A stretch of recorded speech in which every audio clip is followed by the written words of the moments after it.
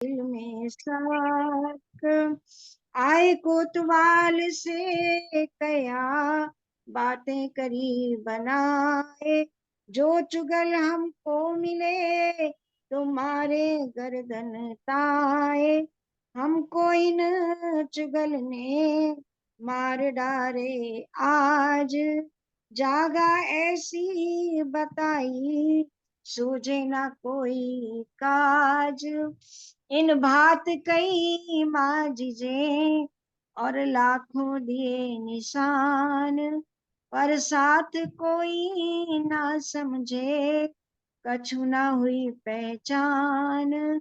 संवत 1675 भादोवदी 14 नाम, प्रथम जाम और वार रवि प्रगटे धनी श्रीधाम, प्रगटे धनी श्रीधाम।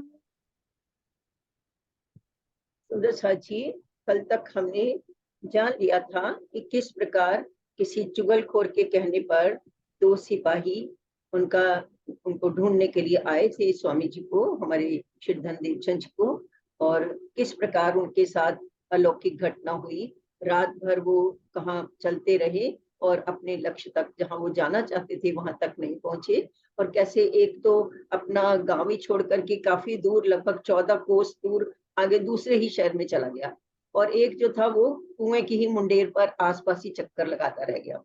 तो किस प्रकार उनके साथ ये घटना हुई। उधर घर में उनके बहुत शोर मच गया था, क्योंकि रात को वो लोग चले थे शाम के टाइम, और पास ही तो था जहां जाना था, और पूरी रात वो लोग घर नहीं आए, तो घर पर भी बड़ा शोर हो गया। दोनों घर वाले एक दूसरे को पूछ रहे थे, भाई आपके पति आ गए? वो कह रहे थे आपके पति आ गए क्या? पूछताछ होती रही। उधर घर में आसपास के रिश्तेदार भी सब इकट्ठे हो गए कि कहाँ चले गए, कहाँ चले गए, चिंता हो गई उनको दोनों को। तो जब दिन हो गया तो तब उनको पता चला, जो एक तो गांव के बाहर ही पहुंच गया जहां उसने पूछा पनियानी से कि मैं कौन सी जगह हूँ, उसको पता चला कि मैं तो अपना शहरी छोड़ के दूसरी जगह आ गया। तो बड़ा खिसियाया, बहुत शर्मिंदा हुआ, और उसको बड़ी अच्छा नई फीलिंग हुई उसको। और उसके बाद उसने मन में ये सोचा कि उसने हमें बड़ा धोखा दिया, जिस चुगलखोर ने हमें यहाँ भेजा वो जरूर हमें किसी भूतों की नगरी में ही छोड़ गया, और अगर वो अब मिल जाए तो हम उसकी तो गर्दन ही काट दें। इस प्रकार दूसरे ने भी देखा कि वो कुएं की मुंडेर के आसपास ही घूम रहा था, तो उसको भी ये लगा कि अगर मेरा पैर फिसल जाता, मैं कुएं में गिर जाता, तो मैं तो मरी जाता। तो उसको भी ये लगा कि इस चुगलखोर ने मुझे मरवाने के लिए ये सब कुछ किया। इस प्रकार दोनों कोसते हुए सुबह घर आए। घर आकर के भी उन्होंने अपने घर वालों को भी बताया कि उनके साथ क्या बीती, और उधर कोतवाल के पास भी जाकर उनसे भी कहा कि कोई महात्मा था जिनके पीछे लगा दिया उस चुगलखोर ने, और उसने तो कैसी भूतों की नगरी में ही हमें पहुंचा दिया, वो लगता है हमें मरवाना ही चाहता था। ऐसा कह करके उन्होंने खूब भला बुरा भला कहा उस चुगलखोर को।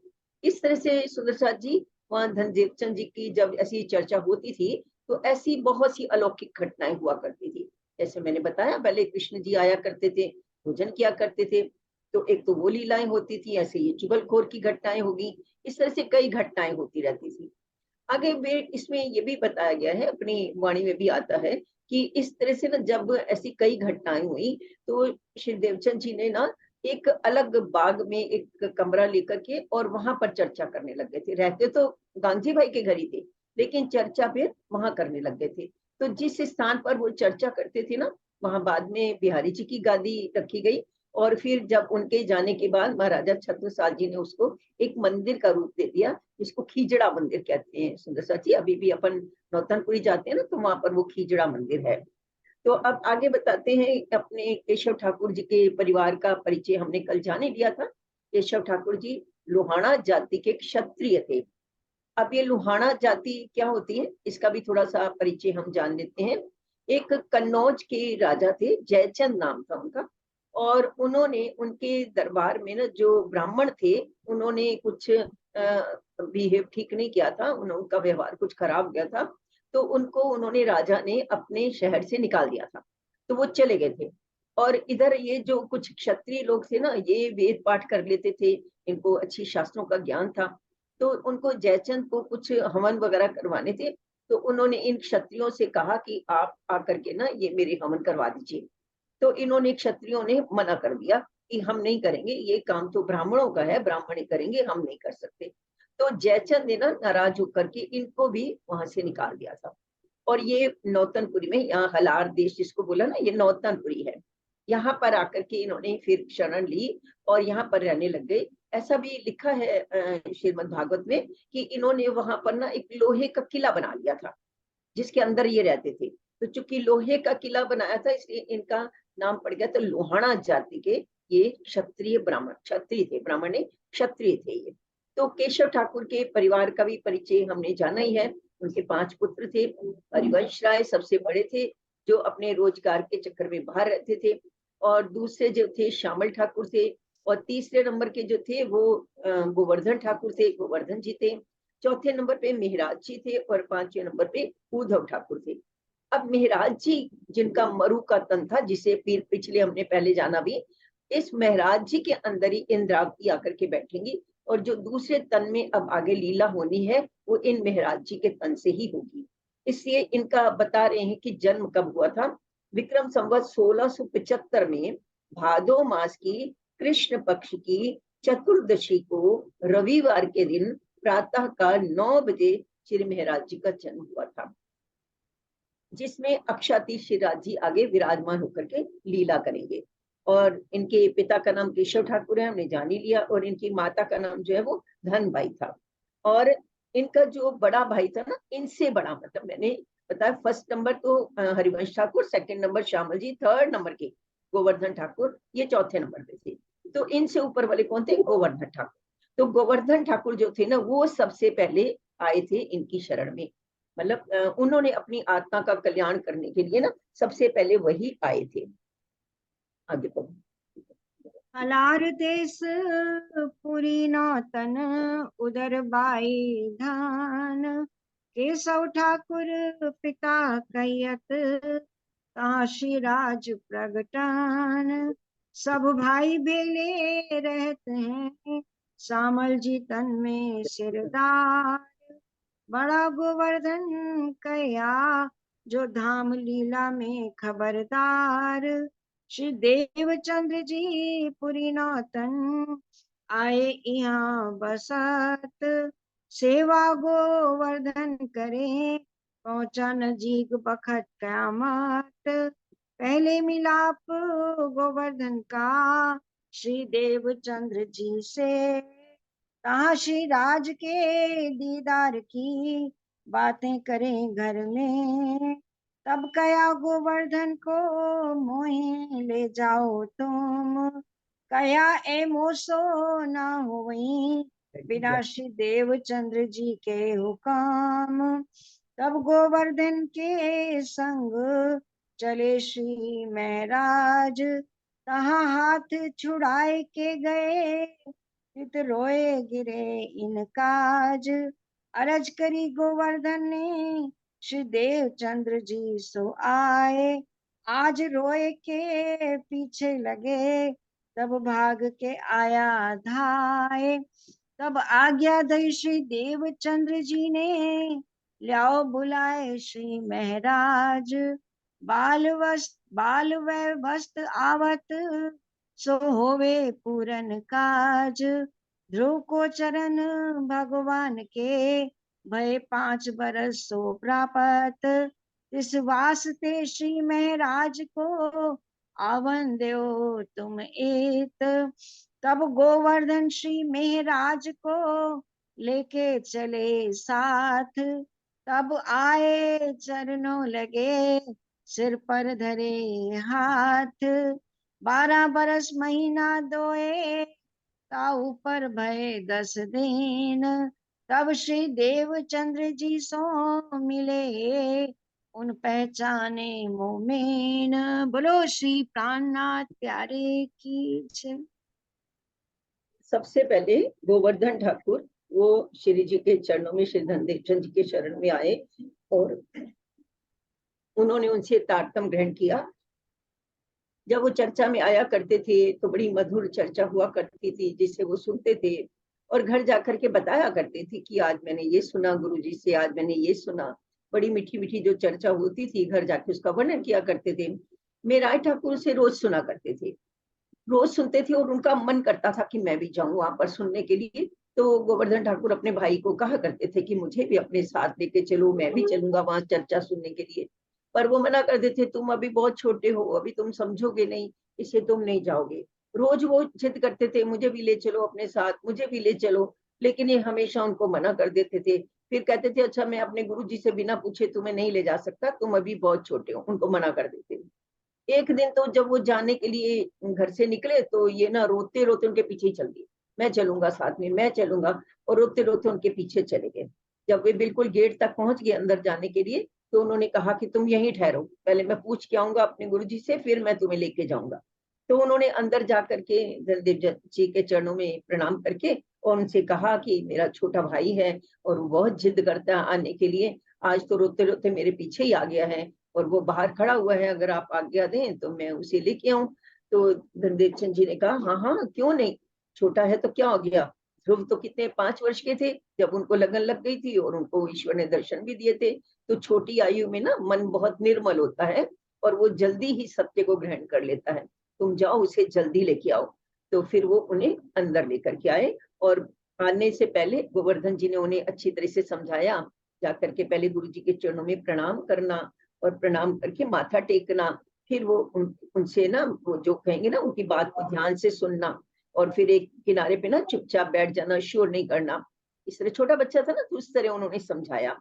तो उनकी आयु भी बता रहे हैं, जिस समय वो पहली बार गए उनसे मिलने के लिए, उनका जब मिलाप हुआ अपने सदगुरु के साथ, उस समय उनकी जो आयु थी वो 12 वर्ष की आयु थी और 2 महीने और 10 दिन की आयु थी उनकी।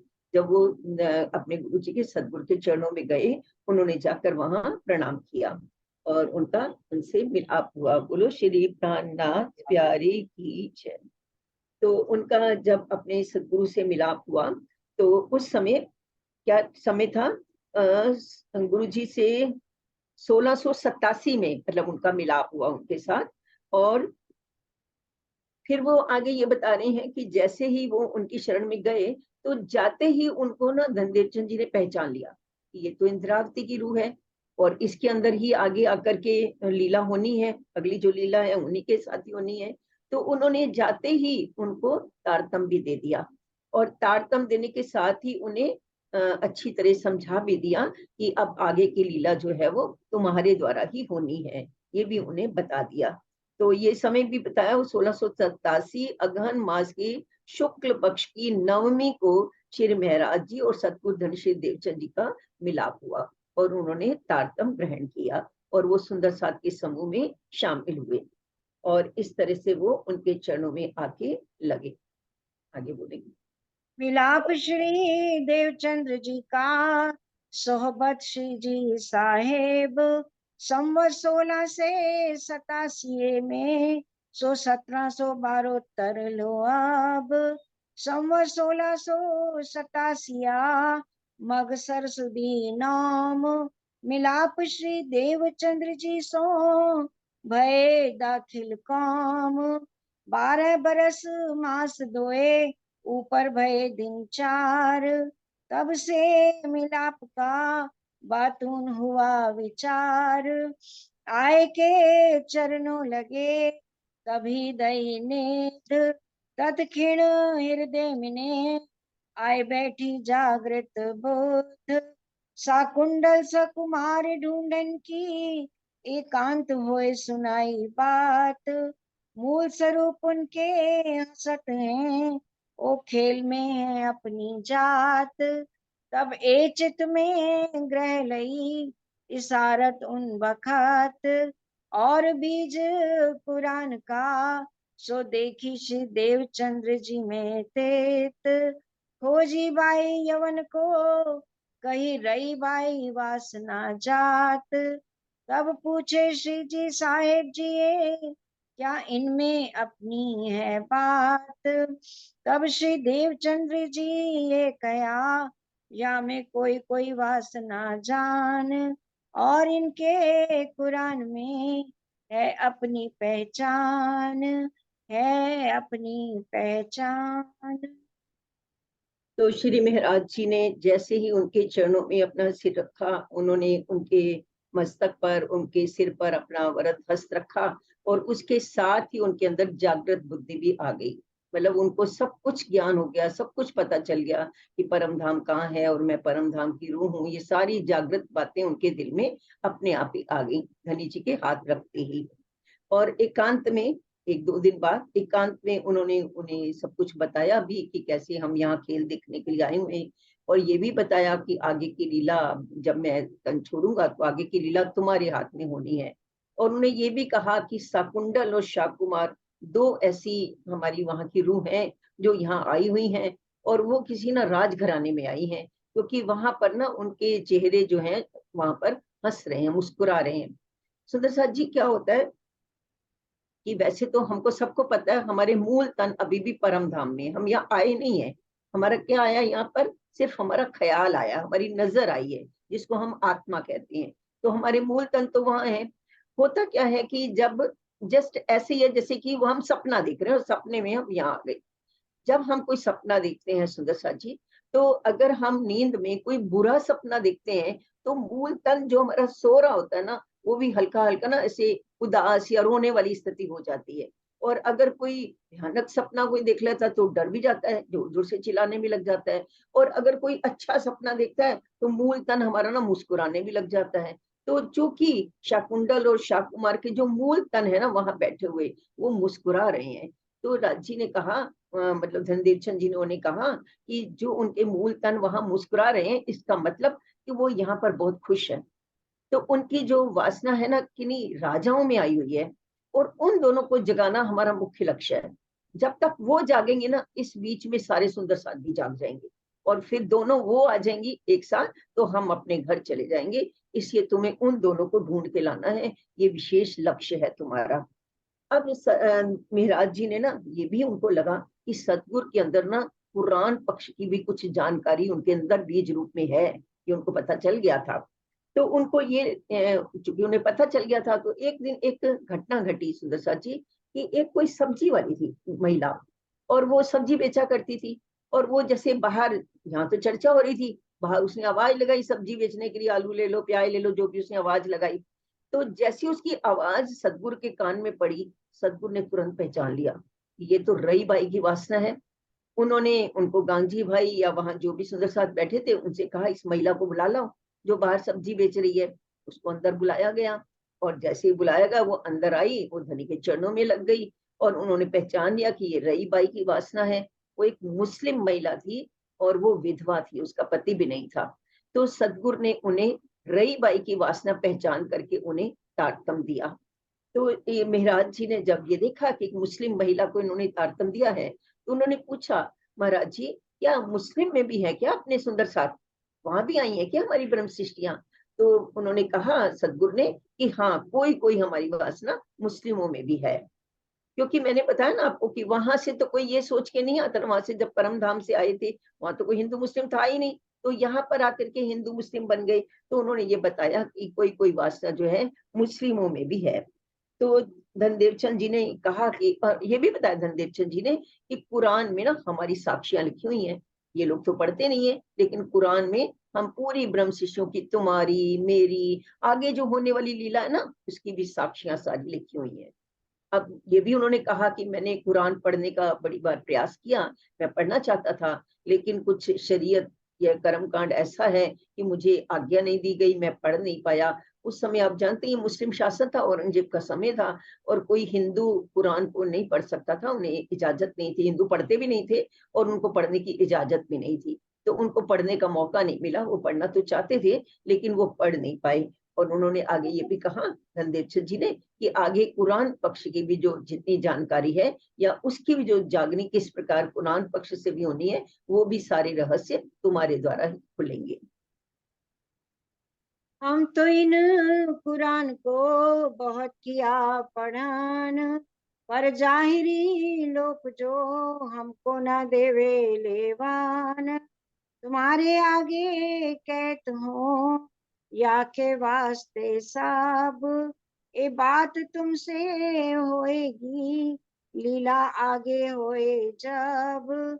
और इशारते कई धाम की सो सुन के ग्रह लेताब, बीज मात्र इन लीला को सो पायो उस बखत सब।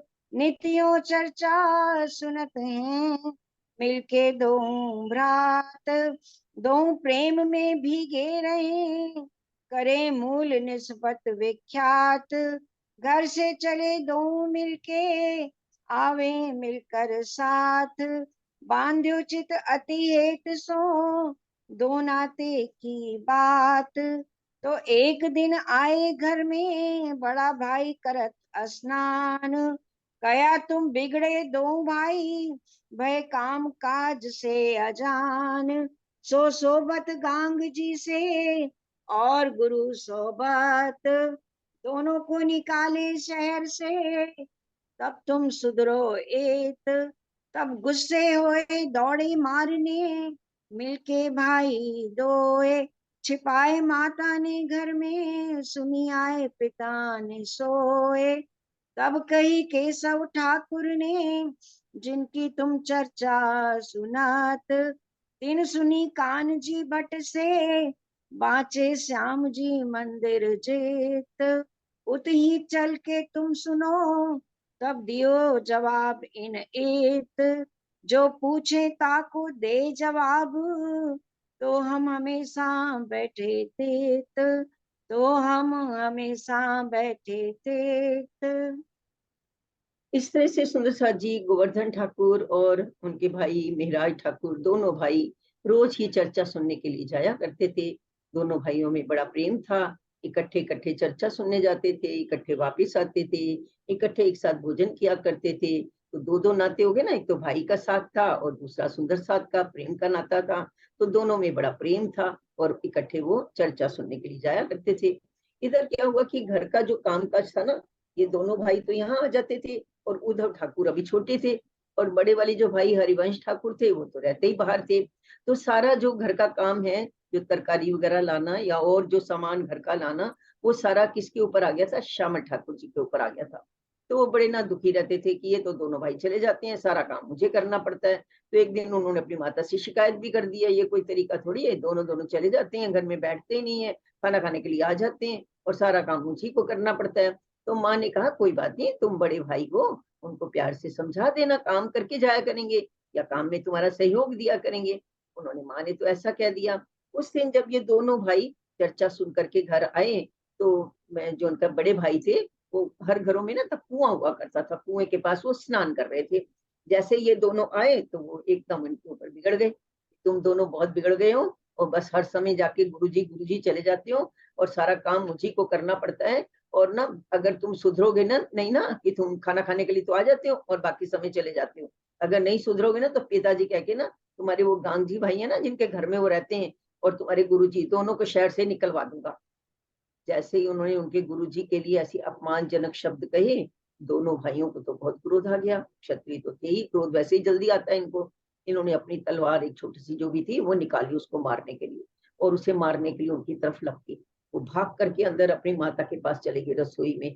माता ने उनको किस तरह से बचाया और इनको शांत किया, इनके गुस्से को, और कहा कि कोई बात नहीं, ऐसे झगड़ा मत करो, पिताजी आएंगे ना तो वो निर्णय कर देंगे क्या करना है, और तुम लोग लड़ाई मत करो। और इस तरह से उनको भेज दिया अपने कमरे में। अब उधर जब केशव ठाकुर जब घर आए, तब उन्होंने सारी बातें उन्हें बताई। माँ ने कैसे घर में झगड़ा हो गया भाइयों भाइयों का, तो आप जो दीवान हो, आप वहां तो अपने निपटारे करते ही हो, फैसले करते हो, आज घर का भी फैसला करके जाओ। तो उन्होंने कहा, केशव ठाकुर ने, ठीक है, मैं दोनों बच्चों से अभी बात कर लेता हूँ। सुबह उन्होंने सब बच्चों को बुलाया, पूछा, पहले बड़े भाई से पूछा, भाई क्या हो गया, क्या बात हो गई, क्यों झगड़ा हुआ। तो उन्होंने बताया कि ये मैंने तो ऐसा कुछ कहा भी नहीं था, और ये सब जब देखो वहां चले जाते हैं, वैरागी बने घूमते फिरते हैं और मुझे सारा काम करना पड़ता है, मेरी जिम्मेदारी आ गई सारी। तो मैंने तो यही कहा था, भी घर का काम वाम नहीं करते हो तो मैं तुम्हारे गुरु जी को निकलवा दूंगा, मैंने ऐसा तो कुछ कहा ही नहीं है। तो इनसे फिर पूछा, भाई क्यों तुम लोग ऐसे नाराज हुए? तो इन्होंने कहा, भाई आप, वो हमारे बड़े भाई थे, हमें डांट लेते मार लेते कोई बात नहीं थी, लेकिन हमारे सतगुरु के लिए उन्होंने ऐसा कहा जो हम सहन नहीं कर सकते। तो पिताजी ने कहा, ठीक है, इसका फैसला ये करते हैं कि तुम्हारे जो गुरुजी थे वो कांजी भट्ट से ना भागवत सुना करते थे, 14 साल उन्होंने भागवत सुनी। तो तुम आज के बाद ना उन्हीं से जाया करो सुनने के लिए, उन्होंने भी तो उन्हीं से सुनी है, तो तुम भी वहीं जाया करो सुनने के लिए। तो कहते हैं, दोनों भाई कहते हैं, ठीक है पिताजी, आप जैसा कहते हो हम वही कर लेंगे, लेकिन हमें ना कुछ प्रश्नों के उत्तर चाहिए। अगर वो हमारे प्रश्नों के उत्तर दे देंगे तो हम उनसे चर्चा सुन लिया करेंगे, और अगर वो हमारे प्रश्नों के उत्तर ना दे पाए तो फिर हमें अपने गुरुजी के पास जाने दिया जाए। पिता ने कहा बिल्कुल ठीक है, ये तो बात तुम्हारी सही है। तो पिता उनको लेकर के कांजी भट्ट के पास गए, और वहां पर जाकर उन्होंने कैसे प्रश्न किए वो हम सुनते हैं आगे। तब पिता ले चले तिन पे, वे बैठे जाए के ताही। कही भट लड़के कछु पूछत, देव जवाब चित दे आही। तब पूछी दो भाई ने, भट कितने गुण के लोक, तत्व कहो कितने सही, कितने प्रलय आलोक। तीन गुण थे चौथो गुण नहीं, पांच थे छठो न तत्व, 14 थे लोक नहीं पंद्रमो, और प्रलय चार हैं सात। तो कहो पार ब्रह्म रूप जो, सो रहत कौन ठार। कही क्षीर समुद्र अक्षय वट पर, रहे अंगुष्ठ मात्र न और। चौथो गुण तुम ना कयो, छठो तत्व ना होए। लोक कयो नहीं पंद्रमो, रहे कौन ठौर वै सोए।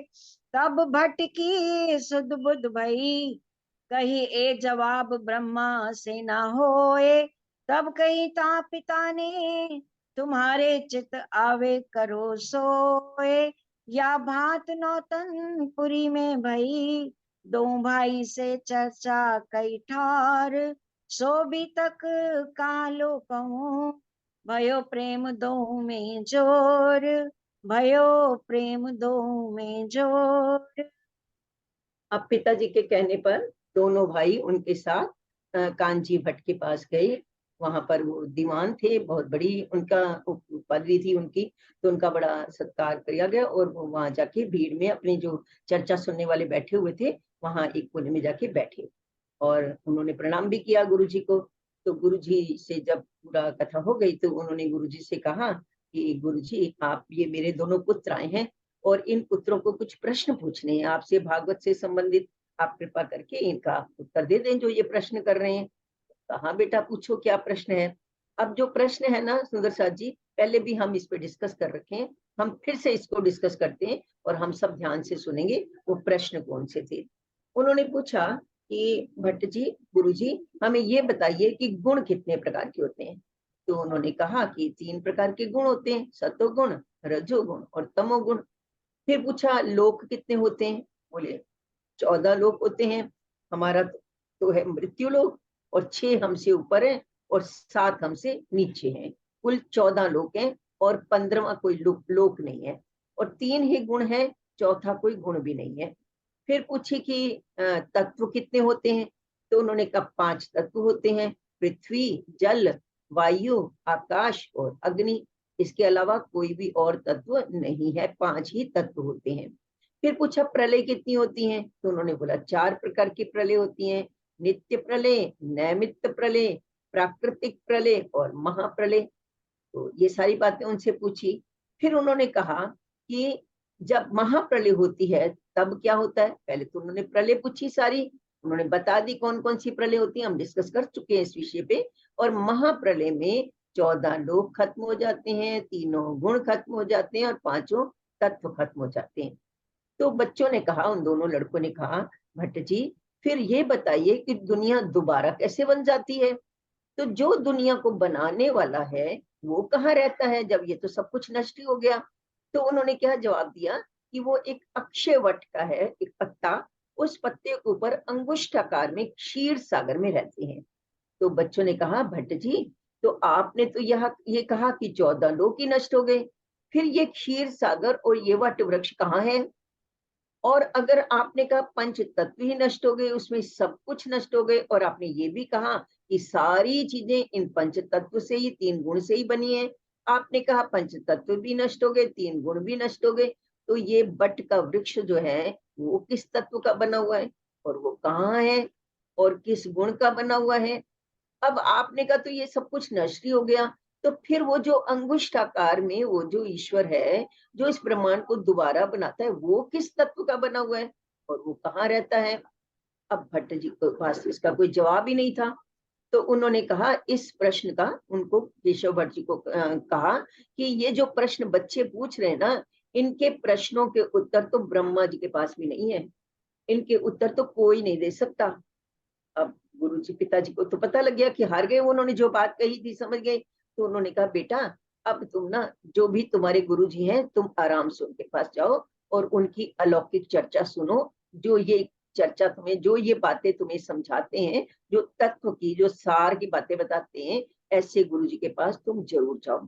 अब तुम्हें कोई नहीं रोकेगा, मैं घर में एक दो नौकर लगा दूंगा जो कि घर का काम कर लिया करेंगे, और तुम जाकर के अपने गुरु जी की ऐसी अलौकिक चर्चा सुना करो। अब फिर उसके बाद क्या हुआ सुंदर साची, आगे जानते हैं हम। वर्ष 24 मास 10 ऊपर भय 5 दिन, कहाँ लो सोबत रहे बीच गिरो मोमिन। संवत 1712 तरे भादो मास उजाला पख, चतुर्दशी बुधवार की हुए दृष्टि अलख। रहे लौकिक काम में थे वजीर के कामदार, लौकिक में से जुदे हुए रहे तरफ परवरदिगार।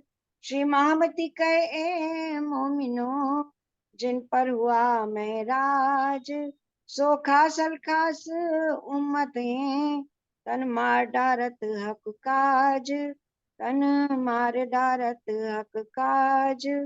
प्रकरण 13 चौपाई 578। सुंदर साची, अब शॉर्ट में ये बता रहे हैं कि जब मेहराज जी की उम्र 24 वर्ष 10 महीने और 5 दिन की थी, तब उनके भाई गोवर्धन भाई का धाम गमन हो गया था। और सुंदर साथ जी के समूह में मेहराज जी की इतनी अवस्था आने तक अपने भाई गोवर्धन के वो संपर्क में रहे।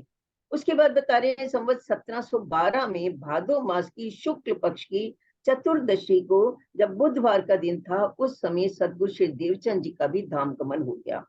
अब जब उनके वो अंतर ध्यान हो गए, मतलब जब उनका धाम गमन हो गया, तो मेहराज जी ने राजा कला जी के मंत्री के प्रबंधक का रूप में काम करना शुरू कर दिया। जब सदगुरु धनश्री देवचंद जी के निर्देश पर बालबाई उन्हें बुलाने के लिए आई, तो श्री महाराज जी ने लौकिक कामों का नाता बता करके, फिर छोड़ करके, लौकिक कामों को छोड़कर और धामधनी का आदेश मानकर, फिर वो आगे धाम जागने के काम में लग पड़े। आगे ये भी कह रहे हैं कि महामती जी ऐसा कहती हैं कि जिनके ऊपर धामधनी की मेहर होती है, वो खासल खास उम्मत होती है, वो ब्रह्म मुनि होते हैं। और फिर वो अपने लौकिक कामों की इतनी परवाह नहीं करते, वो किसके काम की ज्यादा परवाह करते हैं, अपने धामधनी के कामों की परवाह करते हैं। अभी तो आगे चलेगी ये चर्चा, और ये बताएंगे कि किस प्रकार फिर उनका धाम गमन हुआ, इस बीच में और क्या क्या घटनाएं हुई, ये आगे हम अगली वाली चर्चा में सुनेंगे। तो क्योंकि मेरे ख्याल समय तो 10 मिनट हो गए, थोड़ी सी हमको डिस्कस भी करना है सुंदर साथ जी आप सबसे। तो मुझे लगता है कि आज अगला प्रकरण कल ही शुरू किया जाए पिंकी। हाँ जी ठीक है जी। तो इसको रिपीट कर दो आप। चौपाई दोहराते हैं सुंदर साथ जी। श्री महामती कहे ए मोमिनो, जिन पर हुआ महराज, सो खासल खास उम्मत है, तन मार डारत हक काज, तन मार डारत हक काज। बोलिए श्री प्राणनाथ प्यारे प्यारे की। की जय। वालों ने लई मेहर धनी की बरस रही, बूंदे अर्श वालों ने लई। इस नींद निगोड़ी को छोड़ो, आई जागने की ये घड़ी, बूंदे अर्श वालों ने लई। मेहर धनी की बरस रही, बूंदे अर्श वालों ने लई। खातिर रूहों की आए हैं वो, जाम अर्श का लाए हैं वो, माया का जीव ना पी सके, पिए वो जोर अर्श की ओए, पिया पिया होवे, जिसकी निस्बत हो न्यामत मिली, बूंदे अर्श वालों ने ली। जिसकी निस्बत हो न्यामत मिली, बूंदे अर्श वालों ने ली। मेहर धनी की बरस रही, बूंदे अर्श वालों ने ली। जिनको सुख है अर्श का यहाँ, उन पर धानी बड़े मेहरबान। जिनको सुख है अर्श का यहाँ, उन पर धानी बड़े मेहरबान। भर भर प्याले पिलाते हैं वो, ऐसा सुख भी न मिलता कहाँ, ऐसा सुख भी न मिलता कहाँ।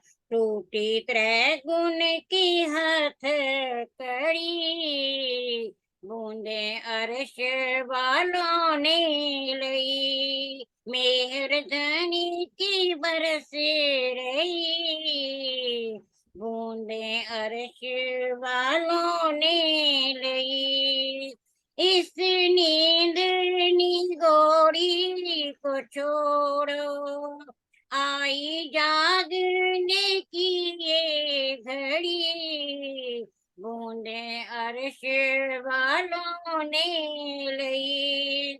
जागने का ब्रह्मांड है ये, सतगुरु बन के जगा ही रहे। जागने का ब्रह्मांड है ये, सतगुरु बन के जगा ही रहे। आई क्यामत कायमी का दिन, मुर्दे कब्रों से उठी रहे। मुर्दे कब्रों से उठी रहे। धाम चलने की आई घड़ी, मेहर धनी की बरस रही। मेहर धनी की बरस रही, बूंदे अर्श वालों ने ली। इस नींद निगोरी को छोड़ो, आई जागने की ये घड़ी, बूंदे अर्श वालों ने ली। बूंदे अर्श वालों ने ली। प्रणाम जी।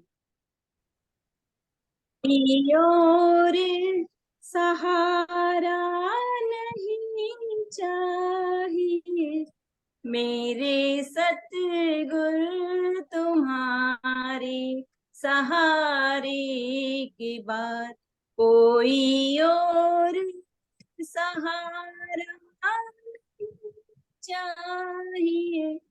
मेरे सतगुरु तुम्हारे सहारे के बाद सारी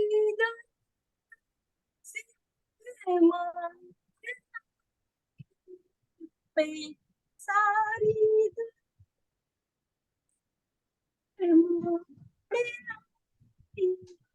में एक तेरी नजर के इशारे के बाद कोई और सहारा नहीं चाहिए। मेरे सतगुरु तुम्हारे सहारे के बाद अपने चरणों में मुझको जगा लीजिए। अपने चरणों में मुझको जगा लीजिए।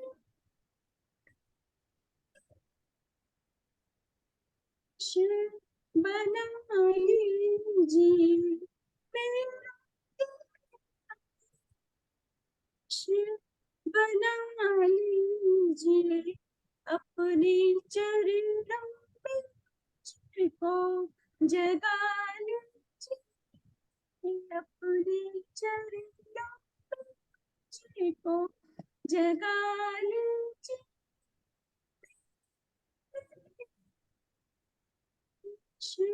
बना लीजिए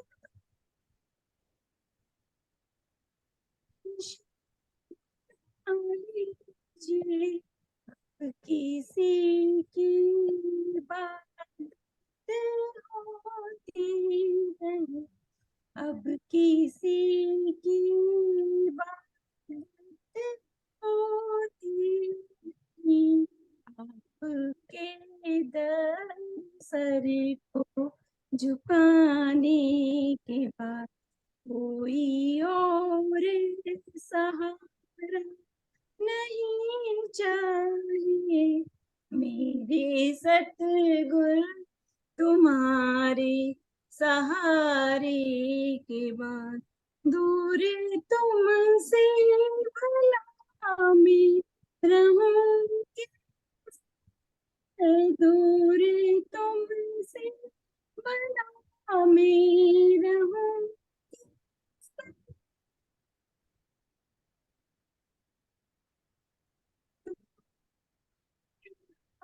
हुआ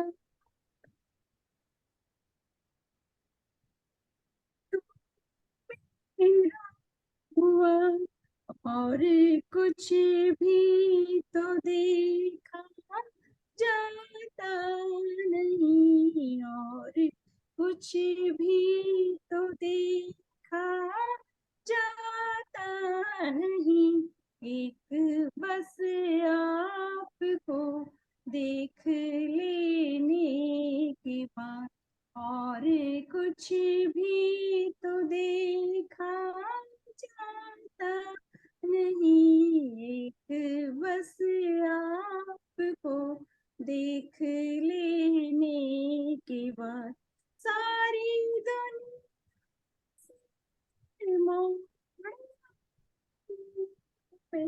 सारी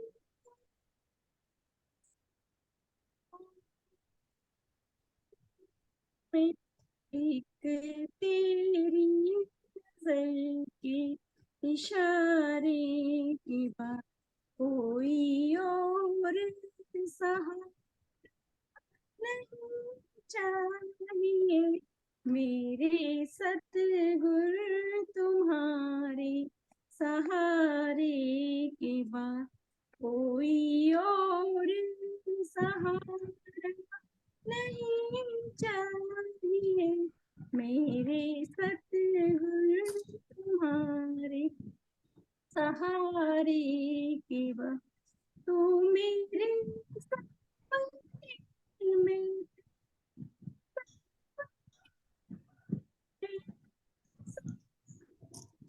मैं तेरे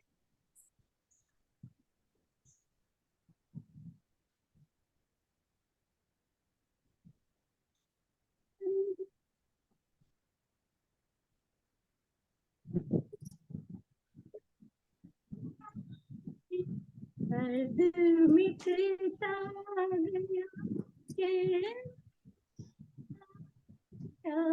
दर्द मिटता गया चैन गया हाल दिल का तुम्ही को सुनाने के बाद दर्द मिटता गया चैन दर्द मिटता चैन हाल दिल का तुम्ही को सुनाने की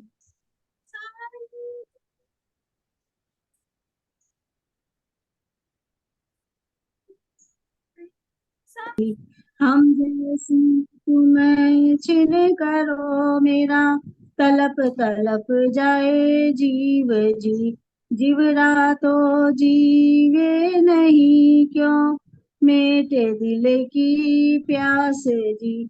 तुम बिन किन सो कहूँ पिया, तुम हो मेरी आस जी। आस बिरानी तो करूं पिया, जो कोई दूसरा हो ये जी।